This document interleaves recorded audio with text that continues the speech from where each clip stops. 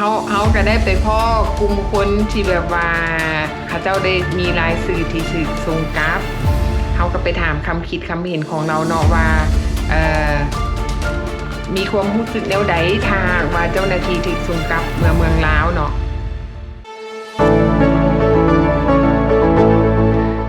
ฮัลโหลทุกคนสบายดีแม่บ้านสบายดีไอ้อุ่นสบายดี FC สบายดีทุกคนที่อยู่ทางบ้านทางอยู่เมืองลาวอยู่สหรัฐอเมริกาและทั่วทุกมุมเนาะทั่วทุกมุมโลกว่าซั่นๆเนาะพี่น้องเนาะบ่อนใดมีพี่น้องลาวพี่น้องไทยเว้าภาษาลาวภาษาไทยเข้าใจกันเด้อพี่น้องเด้อแม่บ้านก็สิพยายามเว้าภาษาลาวให้ละเอียดเนาะเพื่อคนใดที่แบบว่าฟังภาษาลาวบ่เข้าใจเนาะก็เข้าใจแม่บ้านแน่เนาะแม่บ้านก็สิพยายามเว้าให้เข้าใจ หยอกเอ้ยพี่น้องลาวพี่น้องไทยเนาะฟังภาษาลาวอุ้ยเข้าใจเนาะสบายมากสวัสดีค่ะไอ้คุณผู้ชายได้ว่าสบายดีว่าจังได๋ภาษาไทยสวัสดีครับอุ้ยก็เว้าได้เนาะพี่น้องเนาะเอาหน่อยนึงไทยลาวพี่น้องกันเนาะพี่น้องมื้อนี้แม่บ้านกับไอ้คุณสิมาไขข้อข้องใจเนาะมีหลายๆคนคอมเมนต์เข้ามาถามว่า2คนลาวที่ถูกส่งกลับไปประเทศลาวนั้นข้อหาหยังเนาะหรือว่าถูกส่งกลับด้วยเหตุผลใด2อ้ายเพิ่นถูกส่งกลับด้วยเหตุผลที่ว่าเพิ่นก็เฮ็ดผิดกฎหมายอยู่สหรัฐอเมริกาแล้วถูกส่งกลับแต่ว่าเหตุผลส่วนตัวที่ว่าเพิ่นถูกส่งกลับนั่นเนาะเฮาก็บ่อยากเอ่ยถึงและอีกอย่างนึงก็เป็นข้อมูลส่วนตัวของเพิ่นเนาะเพื่อเป็นการปกป้องสิทธิ์ของเพิ่นเนาะเพราะว่ามันจะมีผลกระทบต่อกับการใช้ชีวิตในสังคมอยู่ที่ลาวแล้วก็เพื่อเป็นการปกป้องผลกระทบที่จะมีต่อครอบครัวเนาะเพราะว่าเหรียญมันก็มี2ด้านเฮาก็บ่ฮู้ว่าสังคมจะยอมรับเพิ่นได้ส่ำใดเนาะจะให้โอกาสเพิ่นส่ำใดแต่ว่าเพื่อเป็นการปกป้องสิทธิส่วนตัวของเพิ่นเนาะเพิ่นก็บ่อยากอธิบายถึงว่าด้วยเหตุผลใดว่าที่เพิ่นได้ถูกส่งกลับก็เพื่อคนในครอบครัวแดเพื่อการใช้ชีวิตในสังคมแดเนาะเฮาก็ให้โอกาสของถือว่าให้โอกาสเพิ่นว่าซั่นๆเนาะพี่น้องเนาะเพราะว่าอันนี้มันก็เป็นข้อมูลส่วนตัวเฮาก็พอเพียงแต่รับรู้ได้ว่าแม่นเพิ่นถูกส่งกลับย้อนเหตุผลที่แบบว่าเฮ็ดผิดกฎหมายที่อยู่สหรัฐอเมริกาเนาะพี่น้องเนาะเพื่อการดำรงชีวิตของเพิ่นเพื่อการเริ่มต้นชีวิตใหม่ของเพิ่นบางคนก็ก็แม่นอยู่ว่าเฮาเฮ็ดผิดพลาดแต่ว่าบางครั้งเฮาก็บ่อยากเว้าถึงว่าอดีตที่ผ่านมามันเป็นหยังเนาะชีวิตมันก็ต้องเดินไปข้างหน้าแต่ว่าอดีตมันเปลี่ยนแปลงบ่ได้เฮาก็ทิ่มไปแต่ว่าเฮาสามารถสร้างอนาคตที่ดีของเฮาใหม่ได้เนาะและอีกอย่างนึงมื้อคืนนี้เนาะแม่บ้านก็ไปกินข้าวไปซุ่มข้าวมาเนาะเฮาก็ได้พวกเฮาบ่ได้ไปคนเดียวเนาะเอาอื่นเข้านำก็ได้ไปเฮาก็ได้ไปพ่อกลุ่มคนที่แบบว่าเขาเจ้าได้มีรายสื่อที่สื่อส่งกราฟเฮาก็ไปถามคำคิดคำเห็นของเราเนาะว่ามีความรู้สึกแนวใดทางว่าเจ้าหน้าที่ถูกส่งกลับเมืองลาวเนาะเราก็บอกว่าโอ้เราก็ได้วางแผนหลังจากที่เราได้เห็นคลิปได้เห็นข่าวที่ของมาแย่งเนาะที่ออกมาเป็นคลิปตัวอย่างที่ออกมาเป็นกรณีตัวอย่างเขาเจ้าก็ได้มีการวางแผนที่แบบว่าเราว่าถ้าหากว่าได้ไปอยู่เมืองลาวเราก็สิไปติดต่อหาพี่หาน้องอยู่ประเทศลาวแล้วก็วางแผนว่าเพิ่นอยากไปซื้อเฮือนเพิ่นว่าเด้ก็เจ้าก็ว่าราคาเท่าใดก็เจ้าสิแบบว่า get some idea นะคือว่าราคา100,000จะได้เฮือนประมาณใดมีหยังแน่แม่นก็สิไปแล้วก็สิไปเฮ็ดอาชีพหยังเนาะแล้วเขาเจ้าก็มีได้ทำการค้นคว้าไว้ล่วงหน้าก็ดีเนาะวางแผนล่วงหน้าเพราะว่าเรามีฮู้ว่าตัวเองมีรายชื่อถูกส่งกลับแต่ว่าบ่ฮู้ว่ามันจะเกิดขึ้นกับเราแบบใดถ้าหากว่าเกิดขึ้นเขาเจ้าก็มีการเตรียมพร้อมอันนี้แม่นเว้าถึงว่ากรณีที่แบบว่าคนที่เตรียมพร้อมแล้วก็มีเงินเนาะบัดนี้เขาจะมาเว้าถึงว่าคันกรณีคนที่แบบว่า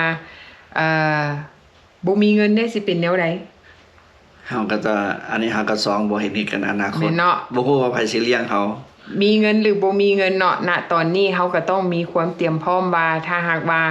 เฮ เขาได้ถูกส่งกลับไปประเทศลาวเนาะเขาจะเตรียมพร้อมให้คนอยู่นี่แบบใดคือกรณีที่แบบว่าสองผัวเมียเนาะบังเอิญเมียนี่เฮ็ดผิดกฎหมายแต่ว่าผัวบ่ได้ผิดกฎหมายก็ยังดีโชคดีที่แบบว่าผัวผู้อยู่ก็ต้องได้เบิ่งลูกผู้เป็นเมียถึงว่าจะส่งกลับลาวก็ยังว่ามีผัวมีลูกอยู่ทางอเมริกาเนาะแบบว่าซัพพอร์ตคนที่แบบว่าถูกส่งกลับก็ยังเพราะว่ามันสามารถจุนเจือซอยเหลือกันได้มีการแบบว่าเอื้ออิงกันได้บัดนี้คือกรณีที่แบบว่าผู้ใดที่เป็นหัวหน้าครอบครัวยกตัวอย่างว่าเป็นหัวหน้าครอบครัวแล้วเมียบ่ได้เฮ็ดหลายเหตุการณ์อันนี้คนที่เป็นหัวหน้าครอบครัวก็ต้องได้วางแผนให้ผู้ที่เป็นลูกเป็นเมียได้เตรียมพร้อมว่าถ้าหากว่าหัวหน้าครอบครัวบ่อยู่คนอยู่ทางสหรัฐอเมริกาจะต้องเตรียมตัวแบบใดเพื่อแบบว่าบ่ให้มันมีปัญหาเกิดขึ้นตามภายหลังคันมีผลกระทบก็ให้มีน้อยที่สุดแล้วก็มีอีกกรณีนึงคือกรณีที่แบบว่าทั้งผัวทั้งเมียเฮ็ดผิดกฎหมายแล้วลูกเด้สิอยู่กับไผพ่อแม่จะอยู่กับไผเนาะยกตัวอย่างคือกรณีนางย่างเนาะเราเป็นหัวหน้าครอบครัวแต่ว่าเราก็ยังมีความโชคดีอยู่บนว่าผัวเราก็ยังสามารถเบิ่งพ่อแม่แทนได้แล้วก็ลูกเราอายุเกิน18ปีก็สามารถเบิ่งน้องได้บัดนี้เฮามาเว้าถึงกรณีคันสมมุติว่ามีลูกอายุต่ำกว่า18ปีลูกสิอยู่กับไผอันนี้เฮาก็จะก็มีโปรแกรมคือกันโปรแกรมพวกCPS Child Protective Service No Child Protective Service แปลว่าอันนี้แม่นองค์การปกป้องสิทธิมนุษย์ของเด็กน้อยเนาะเป็นการปกป้องเพื่อรักษาความปลอดภัยของเด็กน้อยจากการทารุณกรรมหรือว่าการchild abuse คือแบบว่าการข่มเหงจากพ่อแม่บ่หรือว่าเด็กน้อยที่แบบว่าถูกข่มขืนบ่จังซี่ถือว่าการปล่อยปละละเลยจากผู้ใหญ่เนาะทางองค์การนี้เขาเจ้าก็จะรับเอาไปดูแลเพื่อความปลอดภัยแล้วก็เพื่อความอยู่ดีกินดีของเด็กน้อยเนาะพี่น้องเนาะอันนี้คันเจ้าบ่ได้เช็ดหนังสือไว้อาจจะพวกนี้เราจะมาเอาไปเลี้ยงคันแม่นญาติพี่น้องอยากเอาไปเลี้ยงเอามันก็นี่ก็ต้องได้ผ่านศาลขึ้นศาลเลยแม่ต้องได้เอาไปขึ้นศาลถ้าหากว่าคนใดแบบว่ามีลูกน้อยอายุต่ำกว่า18ปีถ้าหากว่าบ่อยากให้เจ้าหน้าที่มาเอาลูกเฮาไปเนาะอยากให้ญาติพี่น้องเบิ่งเฮาก็ต้องเตรียมพร้อมเรื่องเจี้ยเรื่องซอเฮาต้องไปหาลอเยอร์เพื่อเตรียมหนังสือเนาะเซ็นใบมอบสิทธิ์ว่าถ้าหากว่าเฮาถูกส่งกลับแล้วลูกเฮาจะอยู่กับไผเป็นคนเบิ่งแยงเพราะลอเยอร์เขาก็ต้องมีหนังสือออกมาถามว่าคนที่จะมาเบิ่งแยงลูกเฮาหั่นน่ะเป็นคนแบบใดอีกได้ค่ะก็ต้องมากวดเพราะว่าอย่างกรณีคือเฮาเฮ็ดหนังสือไว้เนาะเขาห้องว่าอีหยังไอ้บุญฮู้บ่เขาห้องว่า Guardian อ๋อแม่นล่ะ Guardian ฮะเขาห้อง Children Guardian for Children แม่นอันนี้แม่นหนังสือที่แบบว่าผู้ปกครองแม่นแหละแม่นการเซ็นมอบสิทธิ์ให้ไผมาเป็นผู้ปกครองของลูกเฮาเนาะเขาเจ้าก็จะมีการตรวจสอบว่าคนนั้นเหมาะสมบ่รายได้เพียงพอบ่ต่อการเบิ่งแยงคนถ้าหากว่ากรณีคันเฮาบ่ได้เฮ็ดเจียเฮ็ดสอไว้บ่ได้เซ็นหนังสือไว้เป็นทางการที่ว่าเฮาจะมอบสิทธิ์ให้ไผเบิ่งลูกเฮาถ้าหากว่าทางการนี่นะเขามาเอาตัวไปโดยที่เขาจับเขามาจับเขาเอาเฮาไปโลดแม่นบ่เฮายังบ่ได้มีเวลาได้มาสั่งลูกสั่งผัวบ่จังซี่เขาเอาไปบัดนี้ลูกเขาก็เอาไปบัดนี้เพราะว่าบ่มีไผเบิ่งเด้แม่นคันญาติพี่น้องสิไปทวงเอานะมันต้องได้ไปขึ้นศาลได้เสียเงินแล้วก็เขาก็ต้องได้สืบว่าพี่น้องคนที่จะมาเอาลูกเฮาไปเบิ่งแยงหั่นน่ะเป็นคนแบบใดมีประวัติเขาก็สืบประวัติเนาะว่ามีประวัติที่เฮ็ดผิดกฎหมายหรือบ่ค้ายาเสพติดบ่เสพยาบ่จังซี่ก่อนที่เขาเจ้า จะเซ็นมอบสิทธิ์ให้ลูกให้พี่น้องเฮาน่ะสิเป็นผู้ปกครองคนต่อไปต่อจากเฮาอันนี้มันก็